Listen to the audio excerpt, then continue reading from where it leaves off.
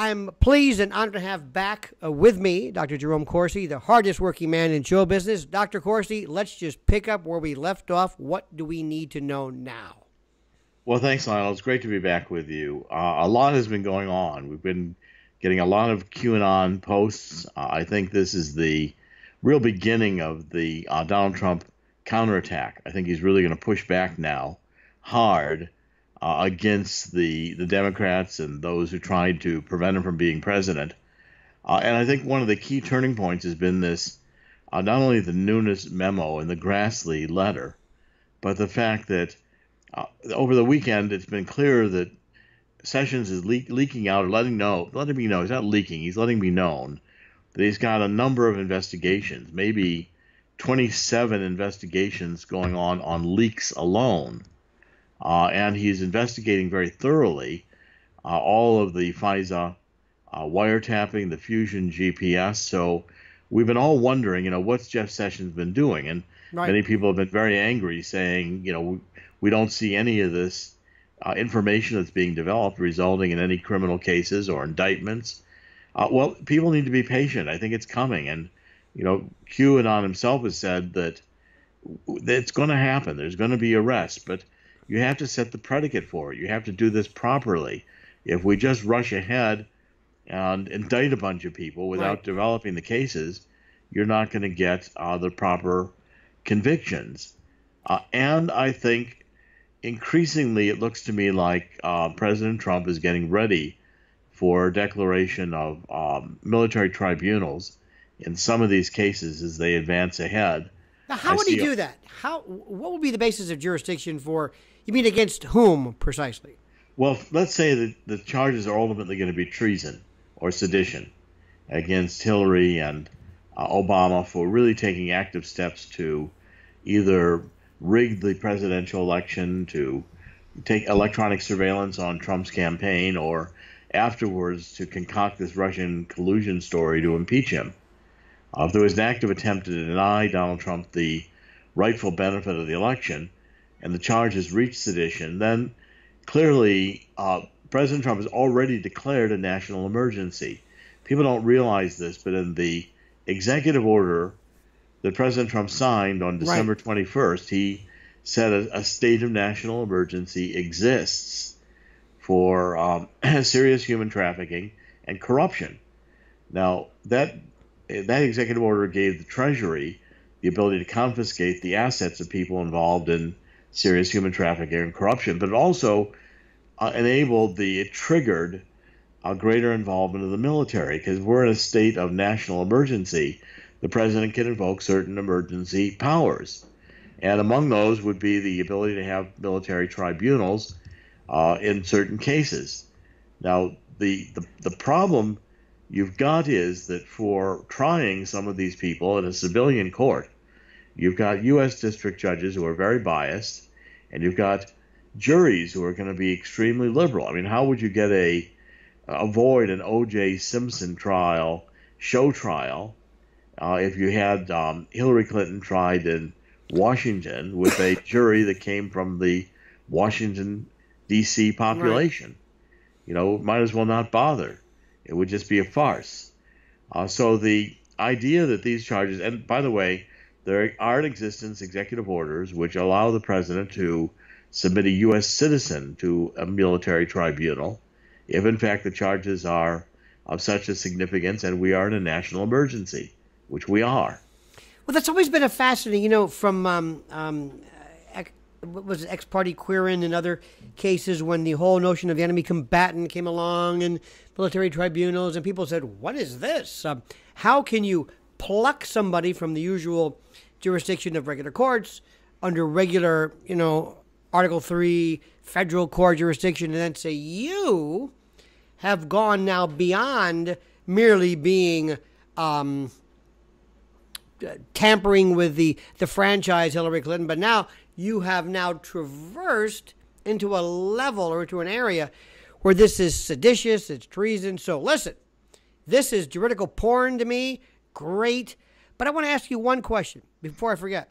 Sure. Two things. Number one, to the QAnon, I don't think they matter, But the naysayers who say, "Look, this QAnon, it was nice, it was quaint, it was terrific, but he's not saying anything that great, and it's kind of interesting." And the second part is, I tried to watch Dr. Corsi this week as CPAC as much as I could handle, and I'm wondering, do they know what's going on? I mean, listen, I think the Second Amendment is a great thing. I'm an ardent zealot. Tench Cox is my hero when it comes to the militia, but if you watch that for a moment, I felt like saying, do they know what's going on in the world? I mean, I know it's great. I know it's kind of theater and everything, but guns, as though it's a very, very critical thing, and Florida is tragic, but Q over here, CPAC over here, never the twain shall meet. What saith you, sir? Well, in fact, there were some very interesting posts by QAnon just over the past couple of days on the entire subject of the shooting in Florida. And I want to review those. If people are listening and want to see the Q posts, you can go to QAnonposts.com. It's QAnon, QAnon posts, POSTS.com. And there's a comprehensive listing of all the QAnon posts from the very first. Good. So you can follow them all along.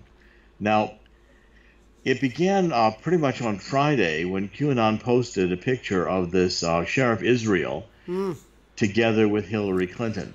And the two of them are there shaking hands. And what it's clear is that this is one of the most democratic, most liberal counties in all of Florida, this Broward County, where the sheriff is clearly a in-the-bag Hillary Clinton Democrat.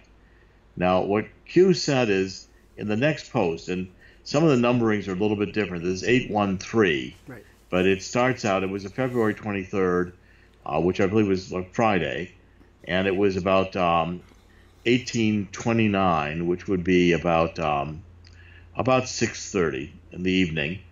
And it has several sections to it. He says, why school shootings? What's more precious than our children? Emotional pull, distraction event, gun grab event.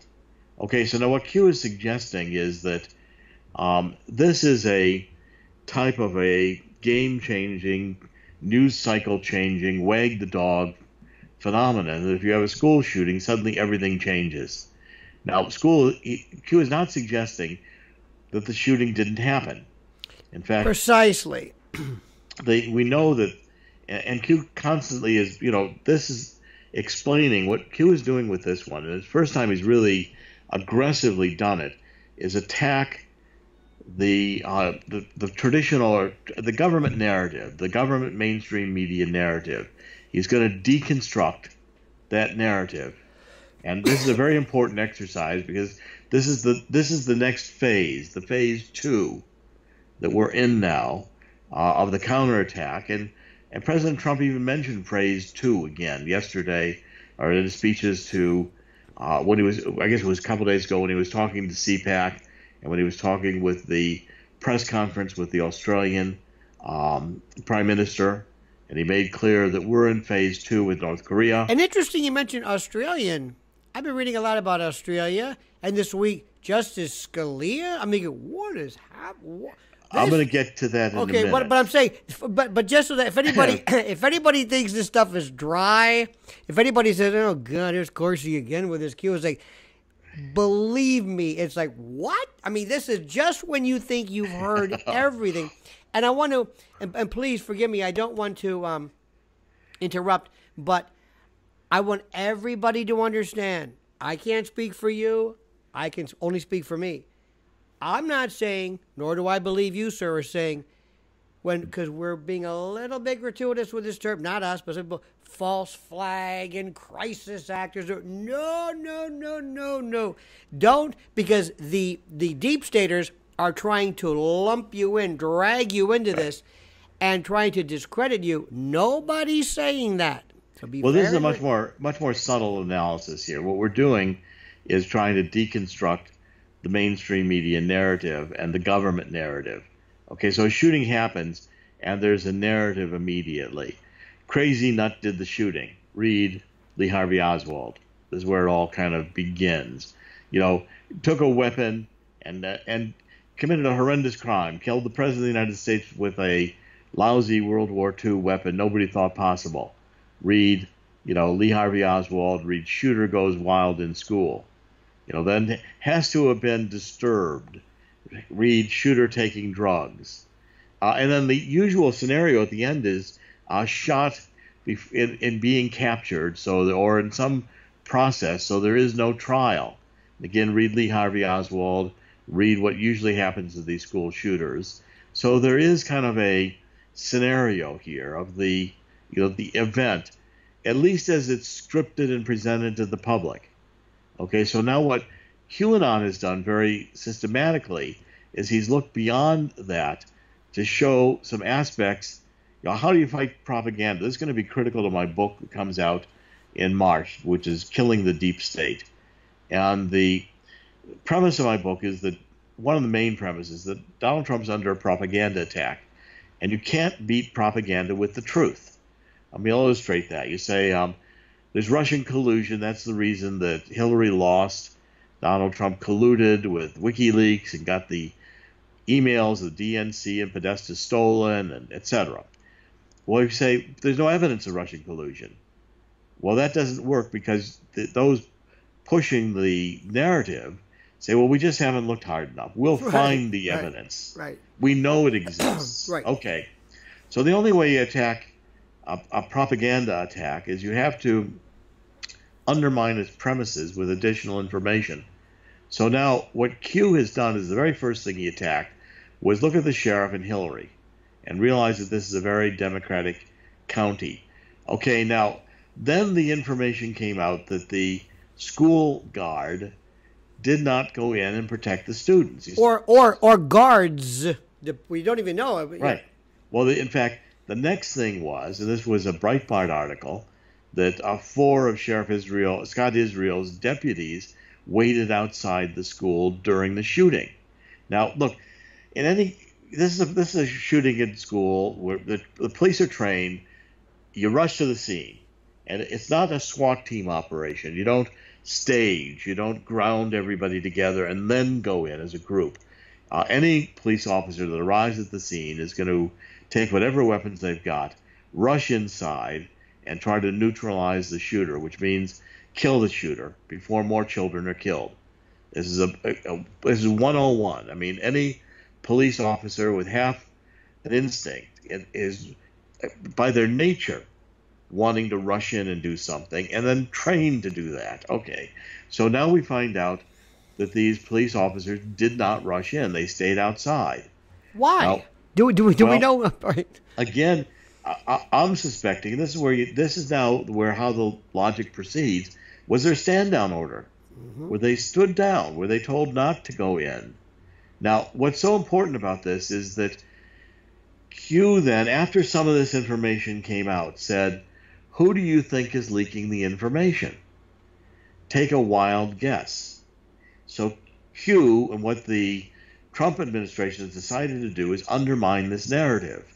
Now, undermine the narrative by raising additional questions. Okay, so then we find out there's a student outside who is giving an interview, and I saw the interview. She says, I spoke to this Nicholas Cruz, and there was shooting going on in the school, so there had to be more than one shooter.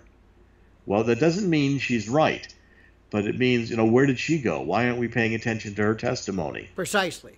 And then the police, we find out this guy, Nicholas Cruz, leaves the scene. How does he get out, first of all? Police surrounding the school. How does he get out? He walks out. He evidently goes to like a McDonald's and buys a hamburger. And he's walking home, and he's apprehended by the police walking home. And when he's apprehended, he says basically he doesn't remember anything about the shooting. He doesn't think he doesn't conceptualize that it was him they were after. He's walking home having a hamburger. He wasn't going to school. He was already expelled. And okay, where's that information? And how does that information not get processed? And then what Q does is he says, why would the locals, all these local events, everybody's going along with this organized explanation that it's we need to have the guns removed because it's the guns that kill all these people, and the guns are high-powered weapons that do much more damage when they inflict wounds. So we get rid of these guns. Well, Q points out, he goes back to Sandy Hook, and he shows how much money came into the area. He's got $17 signs in one of his posts for the 17 kids. All of those are now being monetized by that community, into which millions are pouring, into which, the GoFunding is for the various spokespeople who are out there saying schools we got to get rid of the guns. And I want to just not that this needs to be said, but I think it does. Nobody's saying Sandy Hook didn't occur. I mean, I can't believe I'm even saying this, because there's this group of people who Dr. Corsi extrapolates questions as to motivation or fact with incredulity as to the event even happening. We're not saying that. We're just saying we're being detectives. We're Columbo. Yes. We look at every fact, motivation, who benefits, who doesn't. You cannot do an arson investigation without saying, was there any insurance in this? That's not conspiracy theories. It's merely asking questions. That's all it is, which is what the mainstream media should be doing, but they're not, because they have been given the script to a particular narrative that they're sticking to and not going beyond the four corners of said document. And any information which surfaces which is not consistent with that predetermined narrative is immediately discarded. Precisely. Whereas and it's very important, what the exercise we're going through right now is not designed to come to any conclusion fast. In fact, a good investigator will not come to a conclusion fast. It's more, you've got to clear certain people in order to determine what happened. I mean, this is classic investigations. Go to, Murder on the Orient Express, right. One of the Agatha Christie great novels. And the Perot, the detective, his greatest problem was he couldn't clear anybody, because everybody seemed to have a motive and a reason and an opportunity to have stabbed the guy who died on the train. And so the great mystery is resolved by realizing that they all killed the guy. Through the night, each one of them had an opportunity. They went in and stabbed the guy. And so who killed Julius Caesar? Well, they all stabbed him. So again, these are the issues that you have to go through. First, you're trying to clear them, and you're trying to reconcile information that is different from the narrative you're given. And also, you said something, and please forgive me for not interrupting, but I want to clarify something. We're under no time constraint. I wish we would have something like a Russell tribunal or a Sart tribunal or something where we can say, not only are we learning what happened here, but we're learning about how things were handled, how best to approach this. Because Dr. Corsi, the thing that amazes me is I have said, I've got a very simple way of handling this.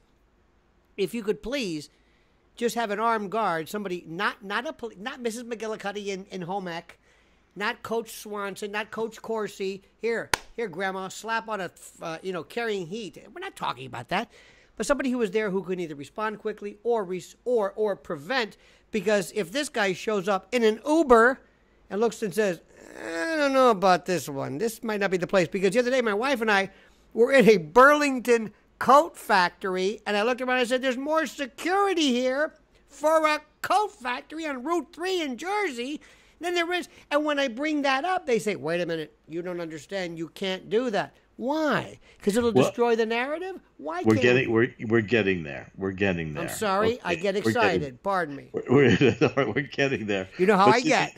The exercise here is to deconstruct the official narrative. You show up on the scene and the building's burned down, and the owner tells you this is a great tragedy and he's lost all this money.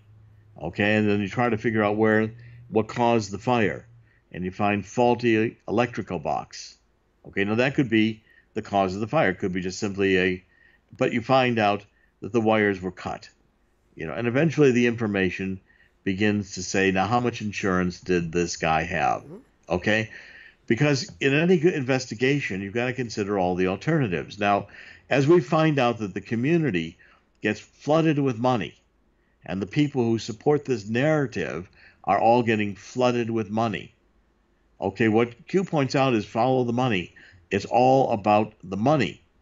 and that basically, you're dealing with a shooter here who is heavily on drugs, who may have been triggered somehow or other to commit the event by something that happened, or may not have even been the shooter. In the case that this witness was right and there were more than one shooter, he may have been the patsy. Okay, now you can't rule out that he was the patsy. Now, first of all, remember, we're not saying the shooting didn't happen. We aren't saying that the government caused the shooting. We aren't saying that this is a made-up narrative. But we are saying that once the incident occurred, the government and the mainstream media went into high gear with their traditional narrative. And that what's different in this instance is that QAnon pushed back against it by saying they started leaking out to the alternative press, the alternative media, facts that call into question the official narrative. Now, when we get to how President Trump handled it, which again is, I think, very brilliantly. First of all, President Trump brings in all the people affected by the incident, including some of the victims' families, and he has a sit-down session at the White House where he listens. Okay, now listening is very important because at any time you're dealing with a crisis or any kind of crisis, any psychiatrist, psychologist will tell you the first exercise is listen. Ask questions and listen so you get enough information. But then when it came time for making recommendations, President Trump again offered an alternative solution, which is, why don't we harden the targets? And he pointed out that for psychopaths, unguarded targets, gun-free zones are like playgrounds, like candy stores. These are, you're not going to get hurt. Nobody's going to do anything. Movie theaters that are unguarded, malls that are unguarded. Yes, commercial enterprises, when there's a commercial interest at stake, and you don't want people not only having a shooting incident, but just shoplifting. You've got guards, and often armed guards, security throughout the store, hotels, restaurants. So the point is that President Trump offered an alternative narrative. And he said, basically, what we need to do is to harden the target. If that means putting fences up, if it means guarding entrances, if it means knowing who's in the building. I mean, why don't we create a whole new category of jobs? We get former What's police, wrong with that? Right. We get ex-military. We get people who are trained to handle firearms, weapons. And the comparability is Israel. Look at Israel, where in Israel, you've even got military walking around with automatic weapons. You've got everything is guarded. You've got concealed carry all over the place, and it is safe because any bad person knows if they try something, they're not going to get away with it for very long. Well, what's wrong with President Trump's alternative or suggestion? Pray tell, what could be wrong with that, Dr. Corsi? Well, see, and again, nothing, because Trump did not say, I'm going to force teachers to carry. Right. And look, you've also then got the politics. This is a teachers' association, which has been heavily in the bag for the far left, the Democrats. Absolutely. They don't want any guns anywhere. They're ideologically opposed to guns. They want to disarm everybody. And they're certainly not going to arm themselves, and they're certainly not going to accept the solution from President Trump, whom they hate.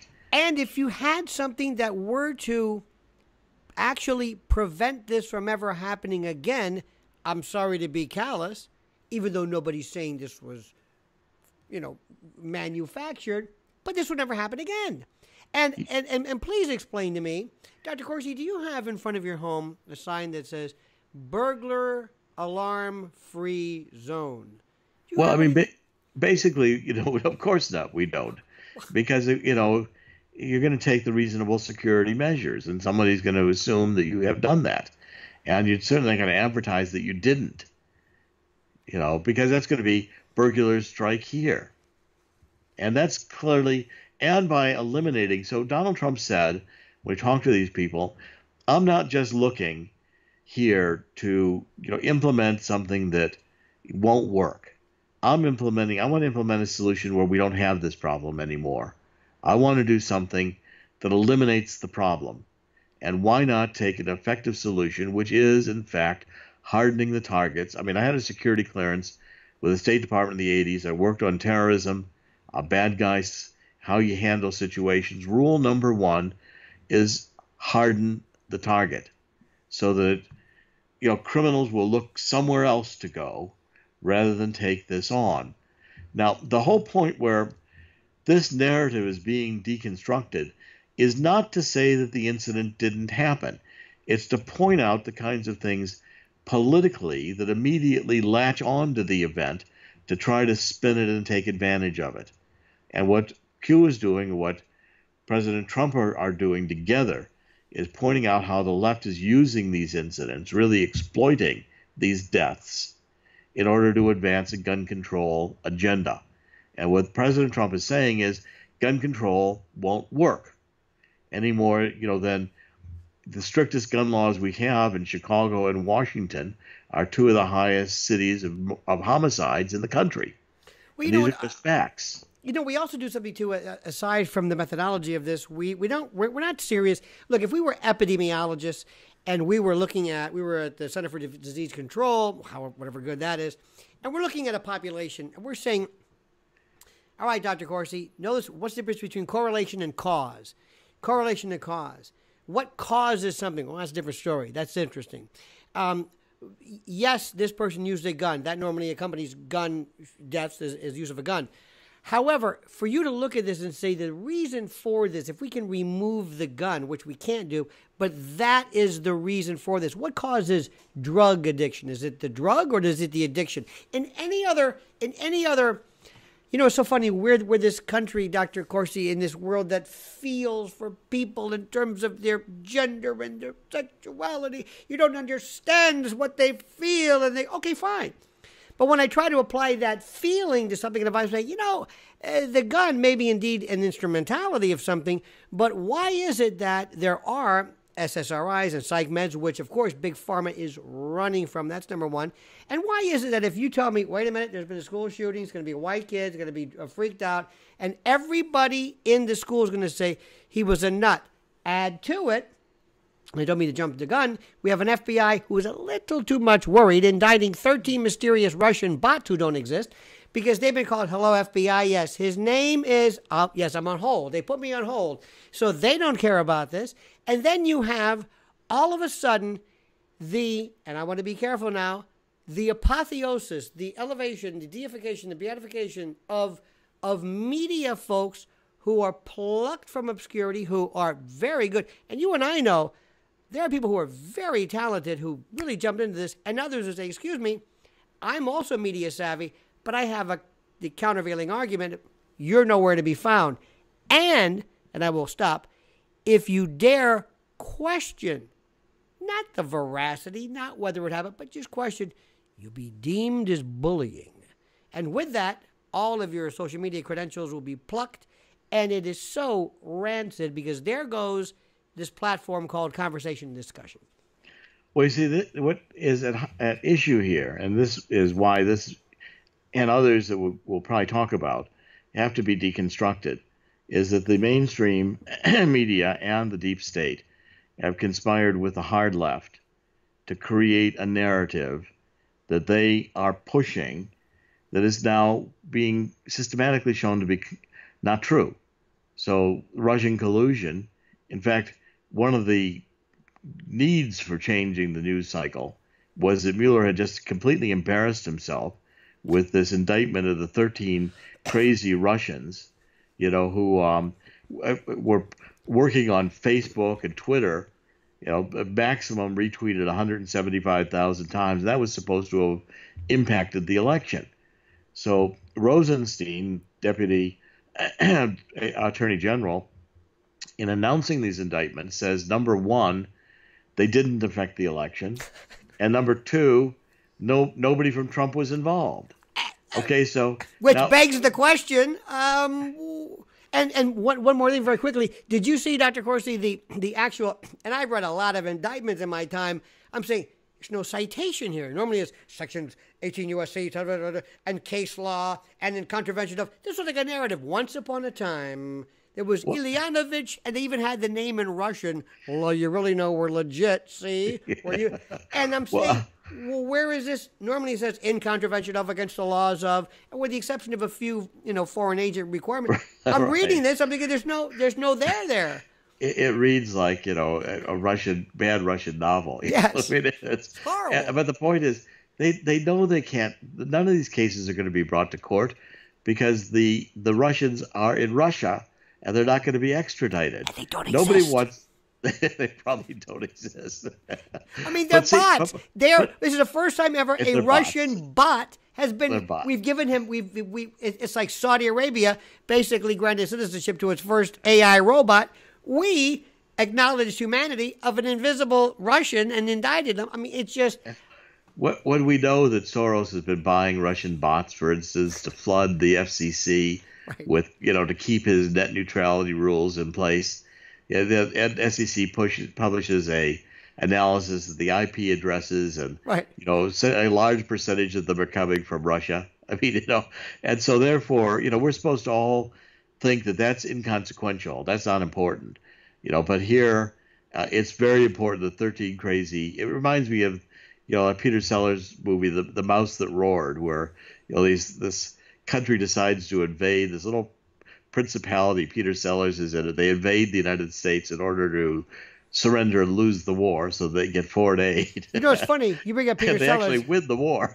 We can also bring up Dr. Strangelove, and my yes. favorite, Being There, because this is Chauncey Gardner. Some of the stuff that people are saying is like this blather. No, I don't want to. But no, I want to get back to Please. the point is this: these are official narratives, okay, that the government is putting out, and we're supposed to accept them uncritically. And they're manufactured largely in the CIA. These are the cover stories, that serve a political purpose. Now, what Trump is doing, and I think for the first time successfully doing, is deconstructing the mainstream media's lies. So I started out by calling CNN and the others fake news, began pointing out the discrepancies between what they were reporting and the factual basis behind it. So instead of saying there's no evidence now of the Russian collusion, we've got Mueller out there with these 13 crazy Russians. So as soon as a school incident happens, the mainstream media quits talking about the Russian indictment and runs to make the school shooting the entire subject, and then changes the narrative to being gun control, which President Trump counters with Q by saying, wait a minute, there's some facts here about this school shooting we haven't figured out yet. Was there more than one shooter? How did the shooter buy a hamburger and get arrested walking home? What was this duffel bag these police were taking out the incident and putting into the back of a police car? And who were the four?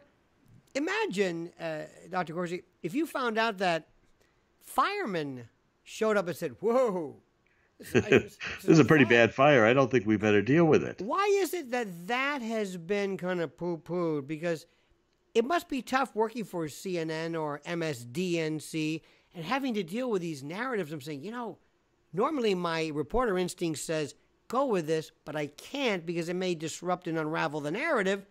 So I have to look like a damn fool and say, well, that's not important. The fact that they didn't respond to. Who doesn't respond to school shooting? The word. I mean, it should hit this patellar reflex. And meanwhile, you now have some other folks saying that the sheriff. And let me just say something quickly. There's nothing worse when you see Hillary Clinton standing next to you.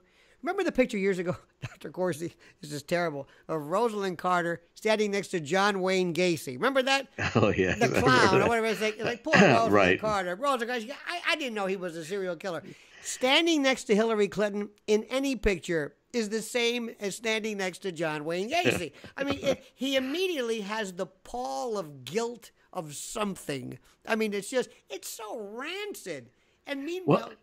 And then realize that the deep state, the mainstream media, would take the lives of these 17 kids, which has got to be horrific, got to be one of the worst things any parent or family could ever experience, and exploits them for this theater, this drama that we're subjected to, which is a circus. By the time CNN is running their big extravaganza, we've got a circus show going on. This is a production that's a pure propaganda show exploiting those deaths. And I think it's child abuse. And if we're really worried about them, and also, Dr. Corsi, how many times does CNN have to be accused of either providing the questions for debates, a la Donna Brazil, or changing the narrative, constructing it? It's like taking a ransom note, giving it to police and saying, no, let me brush this up a little bit. This has no punch. I mean, this violates every... Where is the Columbia School of Journalism? Where is the Right. Poynter Institute? Where are all these people? Where's PolitiFact and Snopes? Where are these people? These guardians of truth? Well, I mean, it's also the other things that were dropped by QAnon, and the president suggested it as well. First of all, this whole idea, the heartbreaking idea that a parent brings a kid to school and they walk into the school. It's the last time they see them because they go in and they're killed by one of these mad murderers. Okay, now, first of all, what Trump and QAnon are saying is, I'm not bringing my kid to that school for two reasons. One, when I drop my kid off at the school, I want to know the kid is going to be in a guarded situation. There's people watching that kid. There are weapons. The target has been hardened, and there's reason to believe the kid is going to be safe.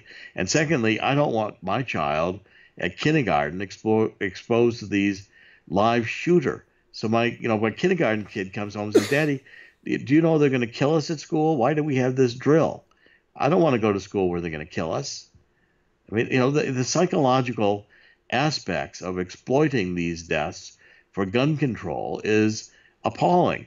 When you can realize that, as President Trump is saying, there are alternative solutions, namely, let's harden the targets, let's get the kids protected, and let's not have any more school shootings.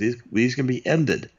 Now, there's other ramifications of this, but the major point I want to make right away is the key to President Trump's attack, killing the deep state, killing the forces that wanted to pervert the Constitution, eliminate the Second Amendment, eliminate the Fourth Amendment, all of which were, Hillary and Obama's goals in what QAnon calls the 16-year coup d'etat, 8 years of the presidency of Obama followed by 8 years of the presidency of Hillary, is that they fundamentally need to create these false illusions, dumb down the population, increase the population on drugs. I mean, it's like the MK Ultra experiment. I was you're reading my mind, which is weird. And Q has referred to that, and Copeland and others. And there has been more discussion. I've been on more shows. People are more hip to MK Ultra now than they ever have been, which is counterproductive to the deep state. And it's part of the exposure of the QAnon. You ask why QAnon is believable. Because you can see coordination between the way QAnon is giving you hints as to what the military counterintelligence is doing to change this narrative. I'm convinced that Q is military, army specifically, counterintelligence, and is working in conjunction with the NSA under a national security declaration. And Trump is going to go after the deep state and is going to kill these actors effectively who try to subvert the Constitution. And nobody's talking about, you never hear CNN saying, and who is QAnon? They don't say anything about it. Because let me tell you something, to be honest, like, hey, CNN, this is a leak here. Why aren't you interested in finding out who this guy is? Why? Because if we find out who he is, we turn the country onto the fact that he's saying this. Isn't that interesting? You would think somebody would say, there is somebody within the Trump, this corruption about, somewhere deep within the recesses of this rat's nest of the Trump, there's this man named Q. They're saying nothing. And Q is like walking around saying, nobody's exposing me. I'm having a great time. And people are hanging on to every word. It's brilliant. It's the greatest sharing of intelligence I've ever seen in my lifetime with the public. The public never gets it. It's like you had the direct sources for Deep Throat and Watergate. Exactly. Publishing and talking to the public directly, not using Woodward or Bernstein, but going directly to the public. That's what's happening here. And you're beginning to see the true intelligence picture of how these events need to be deconstructed. And it's fundamental to what's going to be the end play here, which is going to be massive reform or reconstruction, maybe get rid of the Department of Justice, the Department of the FBI and the IRS in its current form, re-examine the CIA. This whole MK Ultra, it's like MK Ultra went public. In other words, with the Ritalin in the schools, with the opiates that are being given to the major population, the drugging of the population, and the ability then to have a population that can be triggered by a suggestion or by, so these shooters are pumped up on drugs. That teenage kids are known to have side effects of homicidal and suicidal thoughts, and these kids have these drugs. Do you know, Dr. Corsi, being a trial lawyer, I can tell you that whenever, in terms of products liability, whenever anybody, any drug agency is forced to put any kind of and I don't call them side effects, I call them effects, but anything from, remember years ago, Olestra, loose stools, scratching, and I mean, oh my God. So when you hear at the end of everything, this litany of incongruous horrors of, shoplifting, suicidal, it means they have fought tooth and nail, and that the frequency of such is of such a number that they can't say it's rare. So they will reluctantly. So when you read any insert and you see the irony of the side effects of an antidepressant is murder, suicide, it's like weight loss, side effect, weight gain. It doesn't make any sense. They did everything in their power, and they want there to be nothing. Where all of a sudden the American public says, wait a minute. And listen, we all know people whose lives have been saved by SSRIs. I'm not a Scientologist. I'm not Tom Cruise. But if the public ever says, whoa, wait a minute, let's start having some hearing. You mean to tell me all of these kids, you've written on this, go back throughout history. It's part and parcel. So they're saying, listen, Big Pharma, listen, Congress, you want this money? You just change the narrative. Let's talk about magazine capacity, talk about Remington, talk anybody, AR-15. Do not so much as even hint that he was even acting weird. And then they'll say, bring in the mental health people, because they'll say, you're indicting the mentally ill. No, we're not. Nobody wants to lock up the mentally ill. Nobody's saying that. Because this is Big Pharma hiding behind all these people saying, don't let them get us. And the deep state's behind Big Pharma. Don't let them get us too. Just red herring. Just anything. But Dr. Corsi, explain to me, especially in view of your book, which I cannot wait for it to come out. How did the deep state lure Clooney, Spielberg, the usual suspects to join forces with them? Well, I mean, the Hollywood group has always been leftist, and has always the great thing you have to understand is the CIA is not a conservative organization. It's not a far right organization. CIA from its inception was New World Order. It was John Dulles and Alan Dulles. They were funding Hitler before World War II. They were bringing Nazis to the United States in Operation Paperclip. They had the same vision of a massive new world government that would rule and be working with business to create the utopia. Remember, the Nazis were leftists, National Socialists, and the Dulleses, who were fundamental to the creation of the CIA through the old OSS, were comfortable with running drugs. CIA has been running drugs since before World War II, when it was the OSS. It's been involved in the drug business. We are the Mexican drug cartels. This is one of the deep secrets for Mueller. He was head of the FBI when HSBC was caught money laundering. What was the CIA that was doing the money laundering? I can give you any number of books that have explored this and documented it. Douglas Ballantyne has done some magnificent work on this, and it's been fully documented. But the point is, the deep state is after controlling the population. The obstacle to them is a free population, is a population that is armed, a population that is knowledgeable, a population that has rights.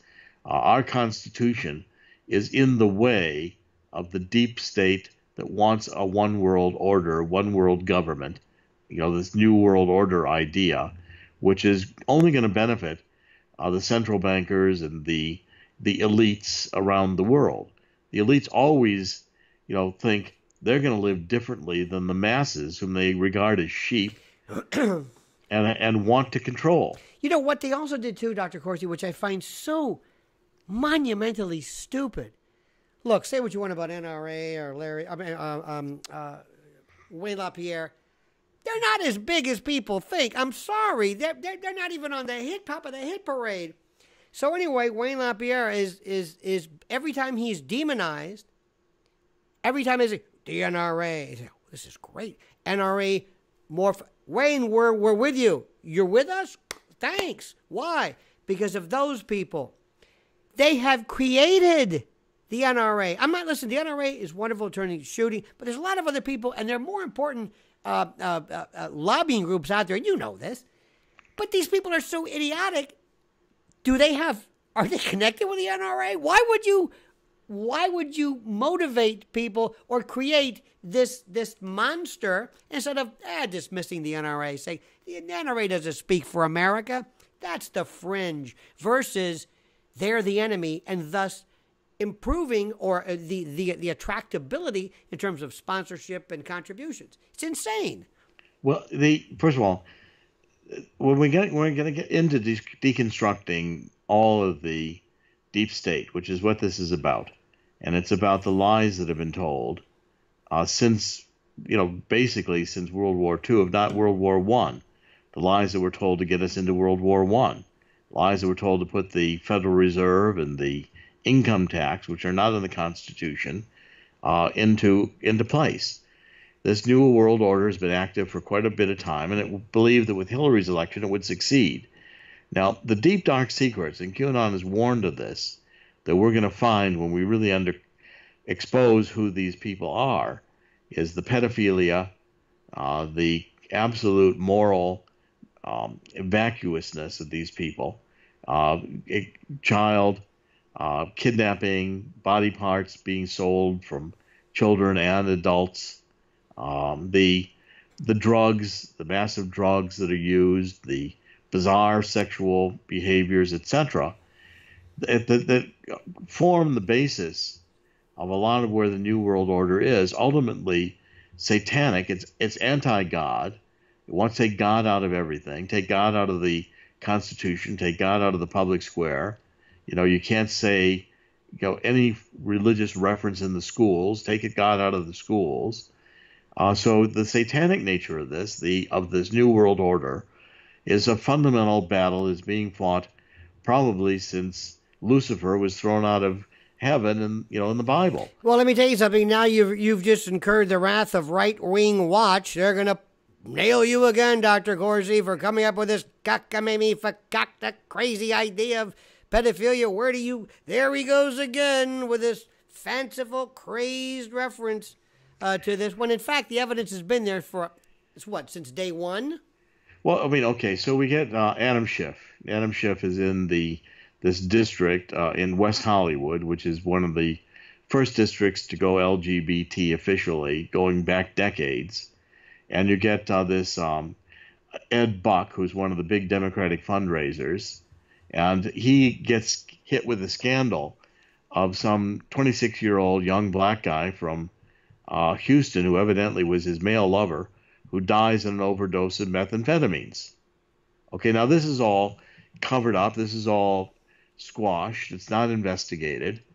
You deal with this woman, I think it's Sisley or Silsby in Haiti, who is the woman, who is a friend of the Clintons. And so all in the rape of Haiti, with all the money stolen out of Haiti by the Clintons, I'm estimating $2 billion diverted from the relief efforts. And this woman is driving these 26 or 30 young kids, some of them grade school ages, across the border into the Dominican Republic, and they get stopped. Now, the suspicion is she's doing that either for child kidnapping, for sex, or for body parts. The Clintons intervene. They immediately call. They use a massive pressure.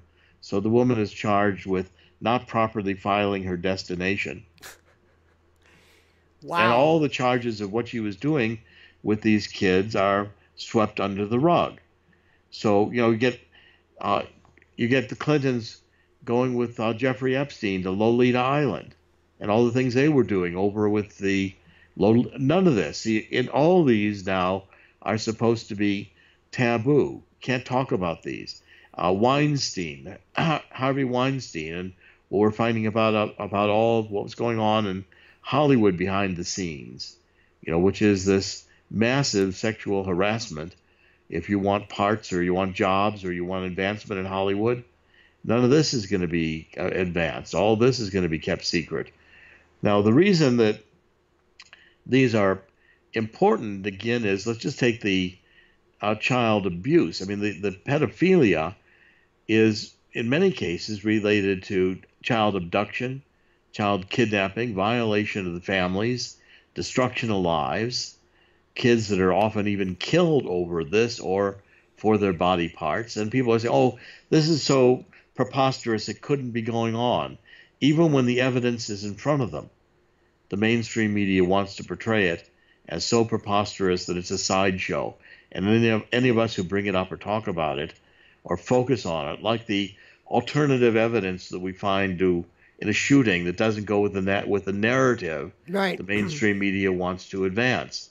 Now, these are deep and important topics, but they're at the core of what QAnon is doing with Donald Trump. That's why they're calling it a great awakening. It's like suddenly people are awakening to the lies they've been told, to the fabrications that have been made up by government and sold by mainstream media, all of which have in empowering agencies like the CIA. Dr. Corsi, I'm sorry. Can I ask you, why am I hearing Justice Scalia's name now all of a sudden popping up? And I don't even know enough about this, but is there what surfaced in the last week? And again, this is another one that is going to be disturbing for many people. But their evidence surfaced, and again, I'm not going to say it's true; it's not proven, but evidence surfaced. First of all, QAnon has been saying Scalia was killed, but said from the beginning he was murdered. This has been a theme from QAnon for months. There was a pillow on his head, and he's in some Illuminati hunting lodge with no autopsy that was done on the phone. A little fishy. So the story is this is a pedophilia ranch, a boy ranch for elite to go on these so-called hunting trips and have sex with young children, like young boys. And the story is being circulated, and with some, again, evidence that can't be dismissed out of hand, that has to be investigated, that there was an incident with a 13-year-old boy, the story is, and it will mean that Scalia was involved in pedophilia, and it didn't go well. If alleged, if true, if all and the of that. kid cut his throat and killed him, and was then disposed in a bad sex incident, which explains, which is, again, okay, now we don't have proof of this. We're not saying it's true. We're not saying this is how it happened. But if you're investigating, you got to answer certain questions, again, that don't fit together, which is, why wasn't there an autopsy? He was not killed in his home state. Yeah. Why didn't the local authorities come in and say, I'm sorry here, you don't have control anymore, family. We're doing an autopsy. Why didn't the Secret Service, who was with him every step of the way, says this is now, the way they did, speaking of John Kennedy, the way they went into Dallas and told him, excuse me, this is ours. This is, the property of his body is ours. You're right. And I say it again, there was a pillow on his head. I don't know how many people sleep with pillows on their head in this weird place when his wife was told, and his family was very quick about, well, what are you going to do? They said, well, I did an autopsy over the phone. It's a small county, and they said everything looked okay. Plus, he's fat, and he had some heart problems. Like the man, I mean, they just immediately said, nothing to see here. He's gone. Cremated him. Yes. Immediately. So there's no photographs evidence of the body. There's no evidence. We have no autopsy. We only have an official story. And what's coming out, and again, it's coming out through back channels and it's being dropped. I'm sure there's intelligence droppings in this, and we're now finding out another story. It's going to have to be investigated. Now, the shocking part of this will be that Scalia has been viewed as a prominent Catholic, upstanding in his moral life, a conservative on the court, and the evidence is coming out ties all these groups, these particular elite pedophiles, to Bohemian Grove and to other participation in these bizarre kind of elite rituals that have been suspect for many years. Now, what the Q phenomenon is about and what this whole thing is about is exposing, getting into the deep understandings of this and making it public. Now, Q has also said, and I'm going to say, these are some areas where many people are going to have a hard time going. And psychologically, some of what we're going to find out here is going to be very disturbing. And so I'm not encouraging everybody necessarily to get deeply down into these particular analyses. And interestingly analyses. enough, Dr. Corsi, as I've suggested, that's the cover. The horrific nature of it is the kryptonite third rail protective coating that keeps people away. And secondly, can you imagine the quandary, the conundrum that the deep state left are in? It's like, wait a minute. We have the chance to theoretically, maybe if true, if underlined a million times, we have the chance to expose this bastion of conservatism. But then again, we can't because we don't want to get into it. So they must be wondering, what do we do? How do we even do that? Yeah, and see, this is the problem, is that we're going to find out some things about leaders, and including, the past presidents, that are going to be extremely uncomfortable. And it's going to be uncomfortable. But the whole idea of it being so horrific, don't go there as a cover. And if anybody who does go there has to be a nutcase, the nutcases are the people engaging in this behavior. And this is something that when it comes out, the American people truly understand what has been going on in the elite levels, it is going to cause such a massive, reaction. But, again, here Mueller is investigating only one side of the equation. I know. I know. And you don't have any investigation going on of Tony Podesta, who was also equally involved in the Ukraine situation and committed, seems to be the same or identical, very nearly identical types of crimes that Manafort is being accused of. And Manafort is, it seems like, all Mueller's going to make a career out of indicting Manafort. While I'll indict him again. Before I forget, if anybody thinks, if they think, this guy, Corsi's out of his mind. What is he talking? What is this, Vlad the Impaler? What is it, Dracula? Jimmy Savile. Look it up. The best friend, benighted friend of Prince Chuck, who's a necrophile, used to run around hospitals in the middle of the night with dead people. You can't write. This is the best friend, the guy who's vetted of Prince Charlie. So, I mean, this is a world, sorry folks, but it's out there. I don't know. I didn't ask for it. Remember, Dr. Corsi, it's not my story. It's not yours. That's their story. We're not a member of this group. And the idea that somehow this is just too off. But the deep state right now must be thinking, wait a minute.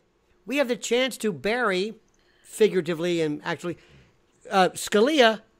But then again, we can't say Corsi's right. We can't do this. It's like he gave us our enemy. People hated Scalia. Never read an opinion he ever said, but they just hated him. Just like they hate Bushmasters. Don't even know what it is. But now, for them to say, okay, we'll bury him, they have to say you're correct. Think about that, catch-22. And continuing on the theme of how you combat propaganda, you begin exposing things people have to face as reality that in turn those perpetrating it won't deny because they'll expose themselves in the process. See, that's the problem, is once you get a situation where, okay, so Mueller would like to go after Kushner, and he'd like to go after Kushner for dealing with the Russians, and the Russians helped him buy some property in New York, and Mueller's investigated this upside down. Okay, now why doesn't Mueller just indict him? Because the same Russians that were financing Kushner financed Hillary and Podesta, and if he's going to indict them, then it's going to come right back on him. Why didn't you indict Hillary and Podesta on the same crimes? Does he know what he's doing? Mueller is going to have some choices, I think, posed to him very quickly, and that is to disband his operation or start investigating Hillary, or be investigated himself. And we had this week, when you had this very courageous, I love this, Judge Sullivan, who suggested to General Flynn, you might want to withdraw that plea. And by the way, a judge who was appointed by Ronald Reagan, George Herbert Walker Bush, and Bill Clinton. So you do. This is a guy who learned from the Ted Stevens shenanigan, who knows full well what happens, and Dr. Corsi, to withdraw a plea in federal court? Yes. Are you kidding me? Well, in fact, Judge Napolitano made that point, how difficult it is. But what Judge Sullivan knows is that the interview in which Flynn supposedly lied was with Strozik, who has been writing to his lover all these hate Trump. Got to do everything we can to defeat Trump. Insurance policy. And then McCabe made it clear that Strozik and others were modifying their 302 reports. In other words, these are the investigative reports. So not only did it was in a Strozik interview, but Strozik goes back and rewrites the 302 to make Flynn guilty. Is he still in the rubber gun room? The HR, is he still shelved? Yes.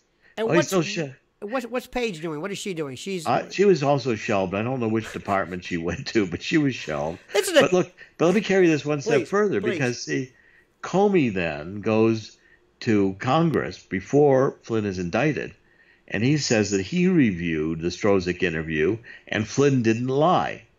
But when the 302 is revised, suddenly Flynn lies and Mueller indicts him. How do you miss that? Now, when Sullivan, I think, has got to throw the case out, and he's got to say to Flynn, you're going to be able to withdraw a guilty plea, which is like unheard of in the federal court. Exactly. Because once you plead guilty, supposedly that you wouldn't have pleaded guilty. Either you're lying, pleading guilty, or you were lying, before. I mean, which was it? Are you lying now? Well, the colloquy you go through, are you pleading guilty because you are guilty? Yes. Is anybody, but also, and just so that people don't know this, you can't then turn around and say, well, we'll just use your testimony under oath that you lied to the FBI against you again. No, because that was made pursuant to the evidence you provided him. Now you're saying, wait a minute, there was no. So I pled guilty to lying about basically nothing. So that is dead. Comey, by the way, he's saying, see ya, I'm okay, I'm over here. And Mueller's thinking, what am I doing here? Yeah, Mueller's about to ruin his career. It's about to be ruined for him. And if QAnon and Trump are deconstructing the Florida shooting like they are, if they're willing to have the evidence come out more intensively about Scalia, Mueller better just call up the White House and say, what can I do to help you now? Don't come after me, because Mueller is going to be next. Mueller, as I pointed out, was FBI director when the HSBC money laundering. I helped break that case. John Cruz, bank officer from HSBC, walked out of the bank with 1,000 pages of bank records. No one would listen to him, showing that money had been laundered through these accounts. I'm calling up real estate guys in Manhattan and saying, is this your Social Security number? Yes. Did you run $1 million through your account last week at HSBC? No, I closed that account. I said, well, why don't you have your lawyer contact me? I want to show him some documentation. Okay, and Mueller knew that it was the FBI, and the FBI knew that it was the CIA running the money. I went to the Senate Permanent Investigating Committee. We met with the DHS at a building downtown in Manhattan that isn't even marked. We gave them all this evidence, John Cruz and I did. We pointed out that the control of the currency and others had to know money was being laundered through this bank, and nobody cared until John Cruz came out with the money, and with the documentation, I started publishing it. Mueller better understand that we've got the inside of that case scoped out. And if he wants to have his career go down on the fact of that and Uranium One, fine by those of us who are willing to get the truth out. Dr. Corsi, let me do this. First of all, let me just, in case somebody just, for whatever reason, just saw you for the first time, you were doing this thing 24 hours a day. You are on every platform. You are this sentinel. And I know this sounds like I'm being highfalutin here, but I mean that sincerely. You are what you give the world for free is not even funny. In conclusion, because I don't want to just deplete everything up that you have to offer, what do we look for this week? What's the end goal, the end game, and what's going to happen ultimately without giving too much away? This week you're going to find out how many investigations are really going on. There are massive investigations going on at deep levels of the entire Obama and Clinton structure at the top, including the two of them. Excellent. And you're going to find out that these are no-joke investigations, that they're being seriously conducted, and that the FBI and the Department of Justice know they're going to have to be gutted and cleaned out, and that Donald Trump is resolved to do it. Now, you're going to find, as the QAnon posts continue, more exposure of the deep state corruption, more exposure of the pedophilia, more exposure of the CIA and the MK Ultra proposals and program, and going public with the pharmaceutical companies. You're going to find more and more exposure of the NSA and the CIA out of control, keeping the entire population under 24-hour surveillance. And there's going to be some shocking things here that are going to be incontrovertibly proved. I have never seen stories like this. And meanwhile, with all due respect, and I love, CPAC is great and everything, and Fox News is doing a good job. They're not even close to it. It's like, what are you talking about? This is so. It's the horrible level of it is that keeps people away. That's why we applaud them. You keep doing that, but that's not where the money is. Show me the money. Dr. Jerome Corsi, if people are to find you, I will put your bona fides and your links below. I want to thank you as usual. You're the hottest commodity right now, and I thank you, my friend.